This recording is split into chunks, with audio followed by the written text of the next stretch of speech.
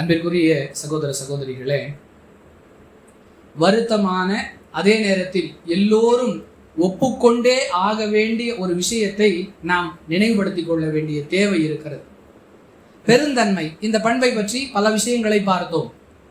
மிக மிக வருத்தத்திற்குரிய விஷயம் என்னவென்றால், யார் அதிகமான மார்க்க அறிவு பெற்றவர்களாக இருக்கிறார்களோ, யார் அதிகமான வணக்க வழிபாடுகளில் ஈடுபடக்கூடியவர்களாக இருக்கிறார்களோ, மக்களால் இவர் நல்லவர் என்றெல்லாம் அடையாளம் காணப்படக்கூடிய அளவிற்கு யாரெல்லாம் சமுதாயத்தில் இருக்கிறார்களோ, அப்படிப்பட்ட மனிதர்களிடம் பெருந்தன்மை என்பது இருக்க வேண்டிய அளவிற்கு இல்லை என்பதை நாம் ஒப்புக்கொண்டே ஆக வேண்டும்.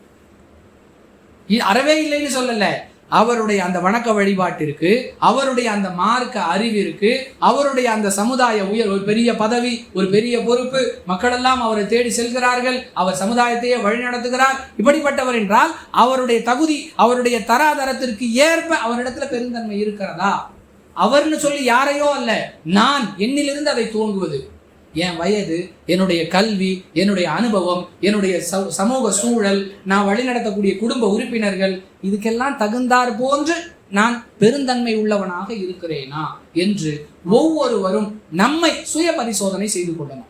40 வருஷமா தொழுகிறேன், 70 வருஷமா நோன்பு வைக்கிறேன், 90 வருஷமா சக்காத்து கொடுக்கிறேன், 20 ஹஜ்ஜி செஞ்சுட்டேன், 40 உம்ரா செஞ்சுட்டேன், இதையெல்லாம் அல்லாஹ்வுக்காக செஞ்சதை மக்கள்கிட்ட சொல்லக்கூடாது. அப்படியெல்லாம் சொல்லக்கூடிய பலர் பெருந்தன்மை என்கிற குணத்தில் ஜீரோவாக இருக்கிறார்கள் என்பதை சமுதாயத்தில் பல இடங்களில் பார்க்கிறோம். அன்பானவர்களே, இது குறை சொல்வதற்குரிய தகவல் அல்ல, அந்த குறையை களைவதற்குரிய தகவல்.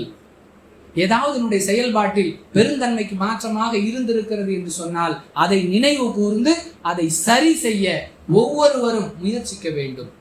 பயான் என்பது ஜும்மாவுல மைக்கு போட்டு பேசுவதற்கல்ல, சொல்லப்படக்கூடிய தகவல் என்னுடைய வாழ்வில் பிரதிபலிக்க வேண்டும். பெருந்தன்மையை பற்றி இஸ்லாத்தில் இவ்வளவு சொல்லப்பட்டிருக்கிறதா? அது விஷயத்தில் நான் அக்கறையற்றவனாக, கவனக்குறைவுள்ளவனாக இருந்துவிட்டேன், இனி அவ்வாறு இருப்பதை விட்டும் நான் என்னை சரி செய்து கொள்ள வேண்டும். இப்படிப்பட்ட ஒரு மாற்றத்தை நமக்குள் கொண்டு வருவதுதான் உண்மையில் நாம் அல்லாஹுக்கு கட்டுப்படுகிறோம், அல்லாஹுடைய தூதரை பின்பற்றுகிறோம் என்பதற்கான அடையாளம். அப்படிப்பட்ட பெருந்தன்மை உள்ள மக்களாக அல்லாஹ் நம் அனைவரையும் ஆக்கி அருள்வானாக. அஸ்ஸலாமு அலைக்கும் வரஹ்மத்துல்லாஹி வபரகாத்துஹு.